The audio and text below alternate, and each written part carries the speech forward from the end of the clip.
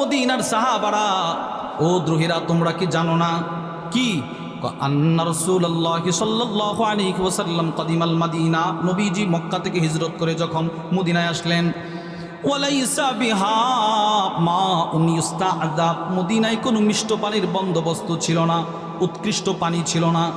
আল্লাহর রসুল পান করবে কোত্থেকে? সাহাবারাও ভালো পানি পাচ্ছিল না।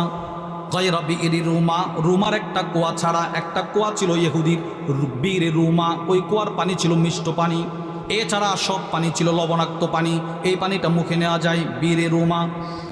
আল্লাহর রসুল বললেন, মাই ইয়াশতারি বিইরা রুমা, কে আছো তোমাদের মধ্যে এই রুমার কুয়াটা ক্রয় করে মুসলমানদের জন্য অক্ষ করে দিবা, মুসলমানদের উপকার করবা? কে আছো তোমাদের মধ্যে?